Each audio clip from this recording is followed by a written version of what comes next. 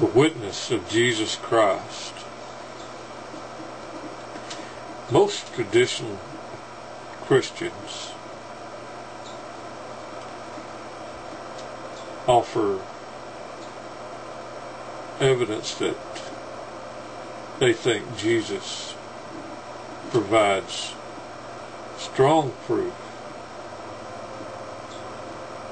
for their belief in an eternal punishment in hell for the wicked.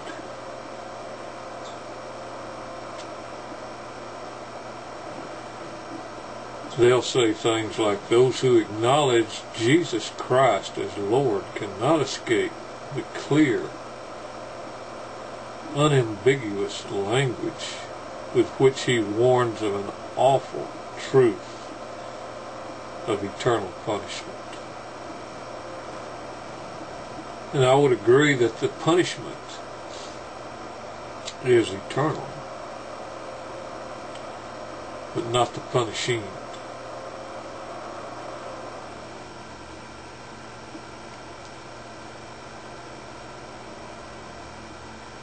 They will say things like, why does anyone believe in hell in these enlightened days?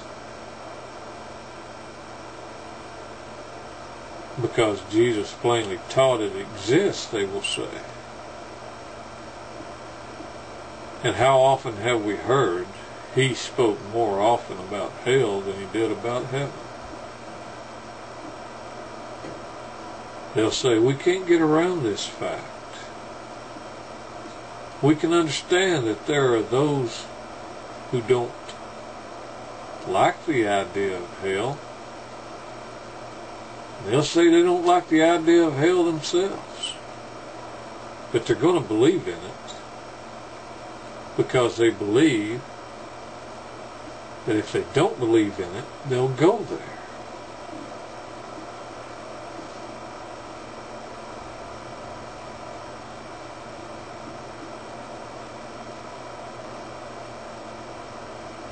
They believe that Jesus, as the incarnate Son of God, plainly said that some people will spend eternity in hell.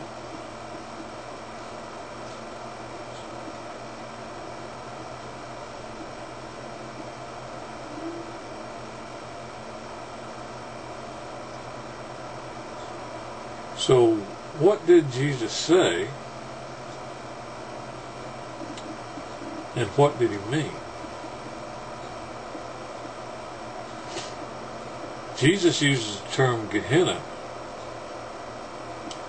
translated as hell in our English Bibles, 7, 8, 9, 10, 11 times, somewhere around in there. James uses the reference to Gehenna once.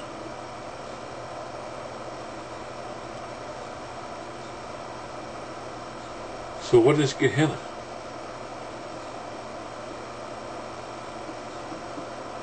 Did Jesus teach that hell, Gehenna, is a place where sinners will suffer eternal torment or permanent destruction?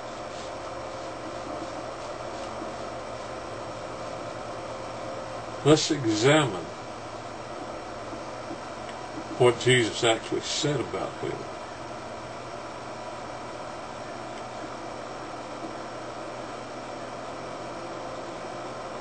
And then we'll come back and see if we can figure out what he was really saying.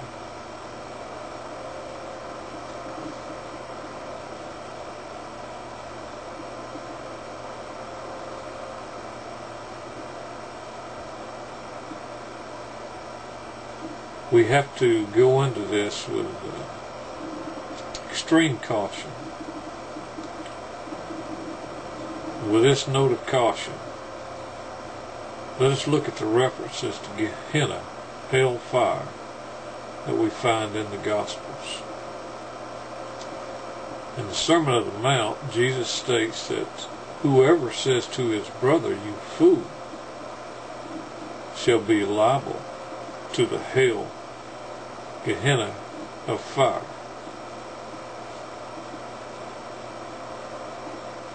He said it's better to pluck out the eye or to cut off the hand that causes a person to sin than for the whole body to go into hell, Gehenna.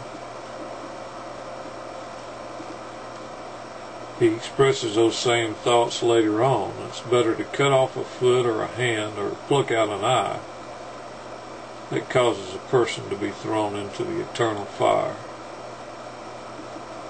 be thrown into the hell, Gehenna of fire. Here, the fire of hell is described as eternal.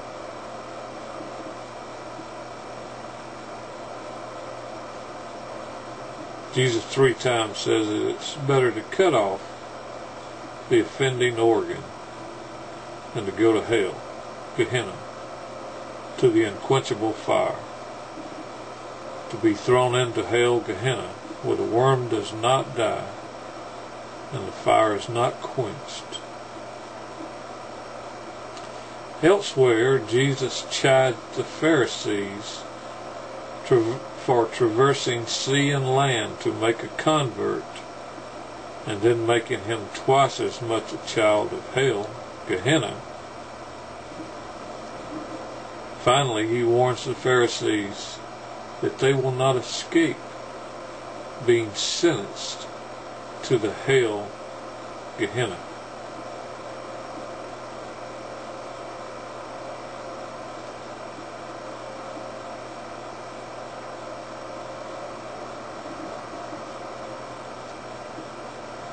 So what is Gehenna?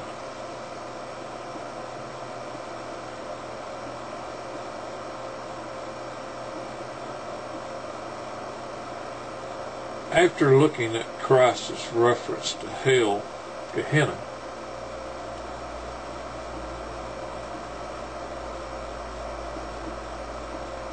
you may find it helpful to consider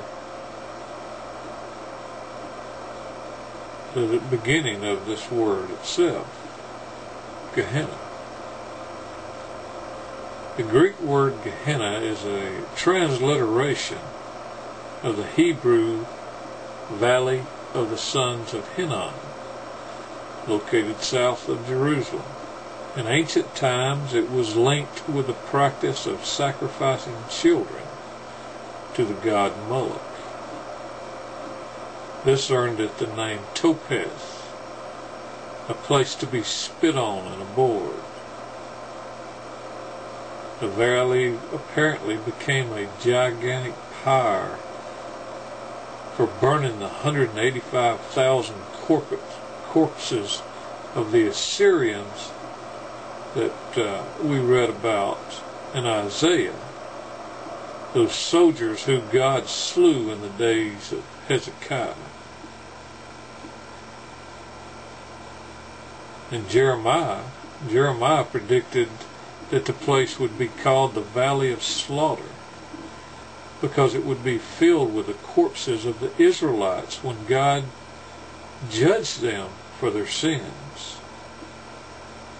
He says, "Behold, the day is coming, the days are coming, says the Lord, when it will be no more called Topeth or the Valley of Hinnom, but the Valley of Slaughter.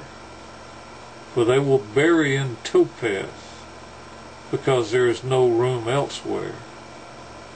And the dead bodies of the people will be food for the beast of the air and for the beast of the earth, and none will frighten them away." Jeremiah 7:32 and 33.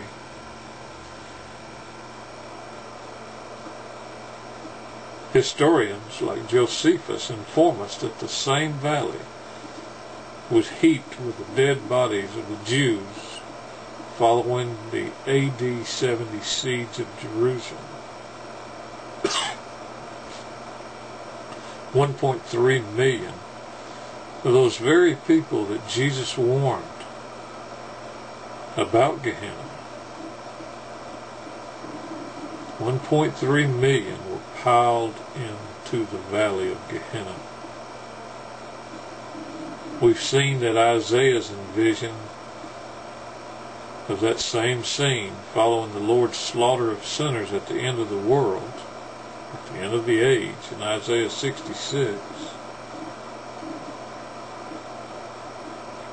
We've seen this. People are so eager to say, this prophecy hasn't been fulfilled, this prophecy hasn't been fulfilled. I think I read where these are the days of vengeance, where all that is written is to be fulfilled. If you go back to the intertestamental period, the period of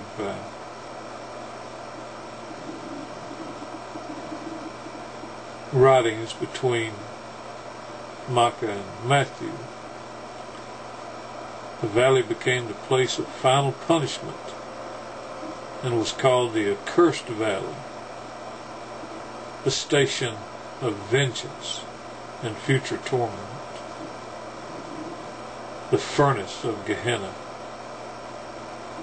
and pit of torment. Though the imagery of Gehenna is common in the Jewish literature of that period, the description of what happens is contradictory.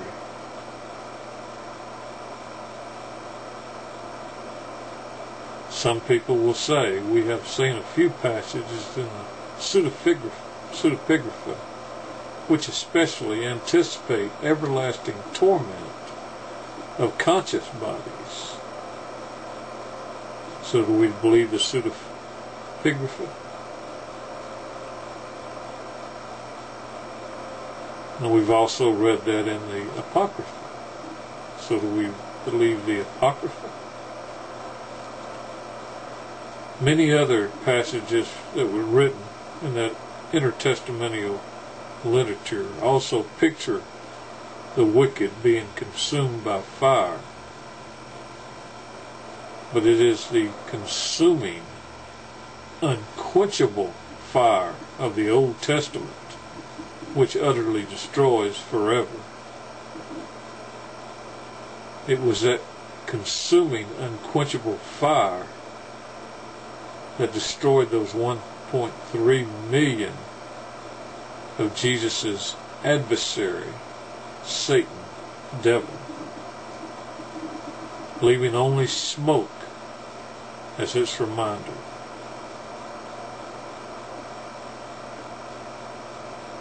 It's fair to say that to those who first heard the Lord say Gehenna, Gehenna would convey a sense of total horror and disgust.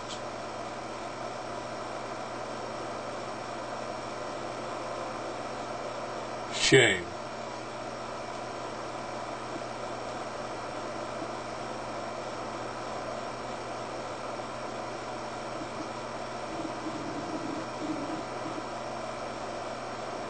So this challenge goes out to Christians to clarify their beliefs in hell. Peace, love, justice, understanding, music, and friends.